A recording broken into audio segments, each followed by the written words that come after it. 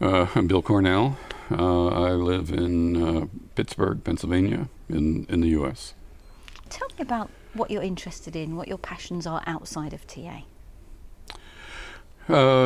These days, the thing I'm most passionate about is the neighborhood and the community I live in Pittsburgh. We live in what's called a marginal neighborhood, which means it's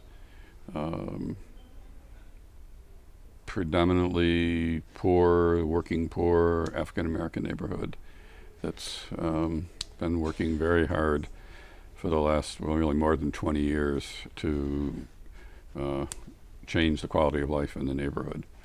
And since I moved into the city from the country, raised my kids in the country, moved into the city, and since living there, I've gotten very involved in the community board and all the work in the community. Yeah. And that's great. That's my So that's a passion for you. real passion. Lovely. Yeah. And how long have you been involved in the TA community? Since 1972. Whoa. Quite some time then. Quite some time, yes. You're here to stay, I should imagine. Yeah, I think I was. Yeah. How did you originally get involved?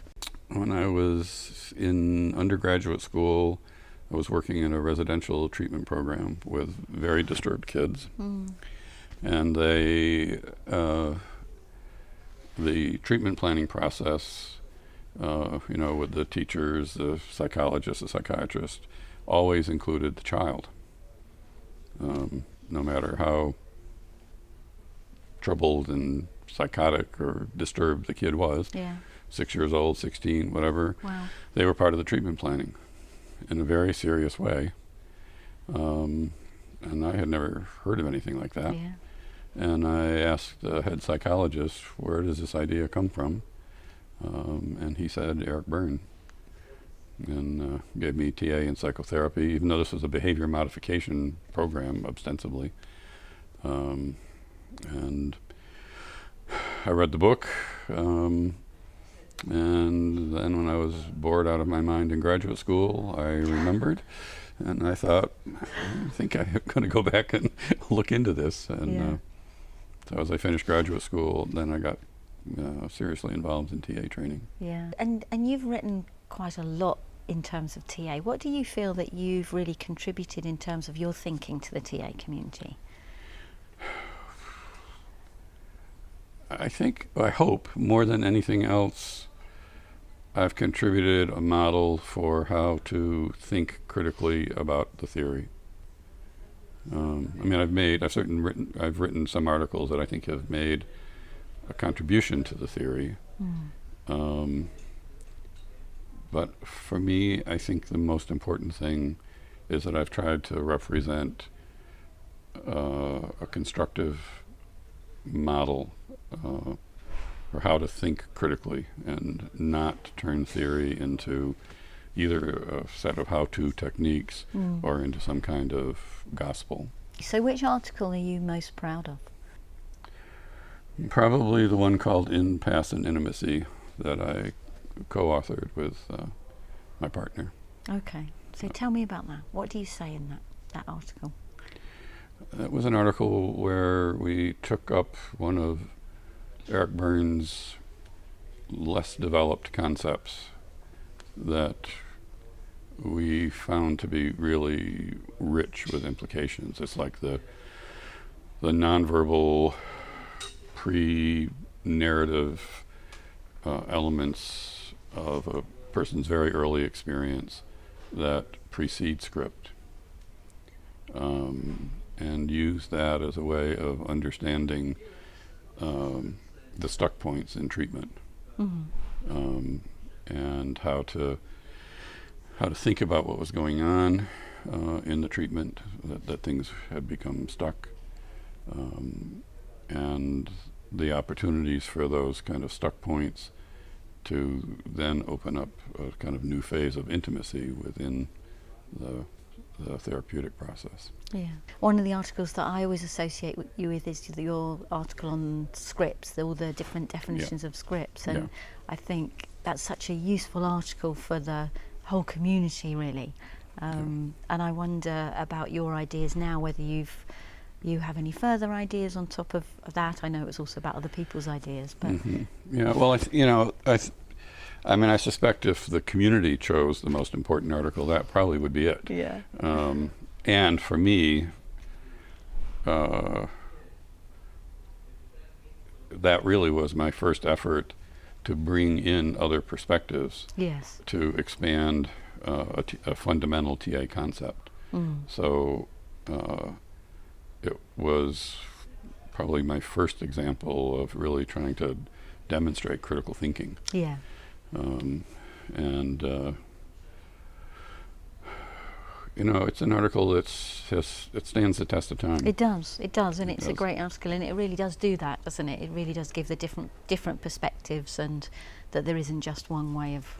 In fact, there are many different ways that we can look at these concepts. Yeah, and I think part of the impact it had in the literature is that it really freed people up to have other ways of conceptualizing script, and Yes. the notion of script as meaning-making and forward-looking as well as defensive and backward-looking. Yeah, Um, yeah, it's has lovely. been very Yeah. important. Yeah. Yeah. Okay, and you're also very interested in body work as well, aren't you? I wonder if you would say something about that and how you see that linking with TA. I did my TA training and bodywork training simultaneously, Okay. which was a challenge at the time, but it gave me an initial avenue into working at a nonverbal level. And over the years, my understanding of what it means to work with the body has changed profoundly. But it adds, I think, another whole dimension to the therapeutic process, in both directly acknowledging and working with the nonverbal communication as well as verbal communication, deepening a person's capacity for, internal awareness, body sensation, impulses, fantasy, the whole kind of psychosomatic world. Yeah. So.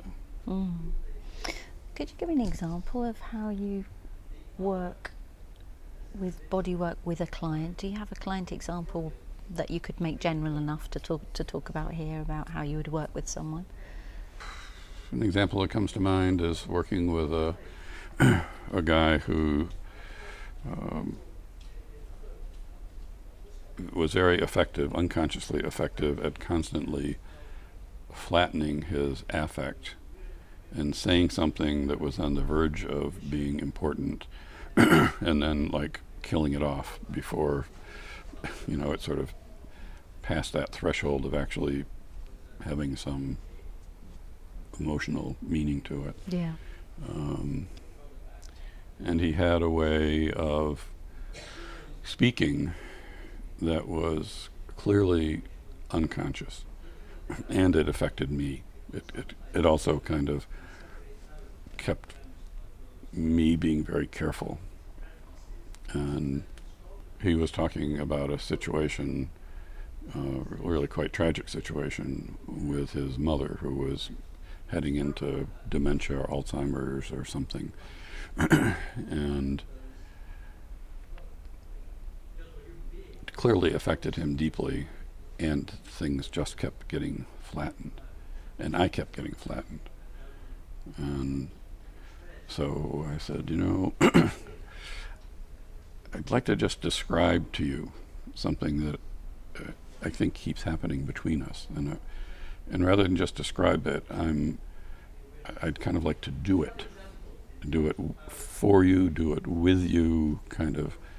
And so I began to speak in the way that he was speaking, and beginning to move more, both in my nonverbal expression and my voice changing, and then doing this kind of dismissal thing. Part of it was like this, and his voice going flat. And he was completely startled by that. Yes, I'm sure. Wow. And could both see the impact that had on me, but also really beginning to connect with how common that is in his experience. Yes. And I guess he felt really attuned to by you, that you could show him what And he I don't does. think he experienced it as attunement. I think he experienced it, I wouldn't call it a confrontation, but there was something that he couldn't ignore. And he, so it was really accounted for. Yeah. Because you're showing him. Yeah, it was more like an encounter, I guess. Yeah. And then he was really able to let him begin to drop into what a struggle it was for him with his mom, and how he felt for her and felt about her, and so that's interesting. okay. So just coming back to TA, do you see any areas that you would like to be developed within TA theory? Oh yes. Tell me. Well, one is exactly the issues that we're talking about at this conference. Yes. That it's, this conference is really dealing with, political realities and the consequences of nationalism and racism and, ethnic conflict, and the impact of history, and all these factors that so often get lost in the usual, if you think about the script matrix, what the script matrix is, mom, dad, and the kid, and but it's a much broader world, and the parents are living in a world that's often making their lives difficult. Yeah. So, I think the breadth of things that have been addressed at this conference are thrilling. And as I'm going to say tomorrow, actually, I think when my wrap up, if I got to choose, the next big theme, it would be around sexuality. Okay. Because I think that attention to sexuality in the TA literature is dismal. Dismal. Yes, dismal. Sorry to fill a word in it's okay. for you. Yes, dismal. My word. But yeah, so you would like a lot more thought about and written about in terms of people's sexuality. Yeah, okay. Yeah. And then also about the political climate, and it sounds like some stuff around social responsibility maybe as well. Yeah, lovely. Okay. Yeah. What else would you like people to know about you? I think I'm satisfied with this conversation, frankly. Yes, so. is that enough? Yeah. So. Okay. All right. Okay. And I guess the other thing I'd say, like in the context of the conference, and is that this is the community that's my home community, my professional community, and I spend time in other professional communities, but this is my home base, and I just have a profound respect for this gang. So it's my gang. And what is it? What is it that helps you to feel at home in this community? It's an extraordinarily international community, committed to working, how do I say it? I mean, when I think about, the counseling, the educational and organizational fields, this is a model that works with people in their living contexts. It's not all in a private practice office or in a clinic. It's in the world. Yeah. And that's really, really unusual.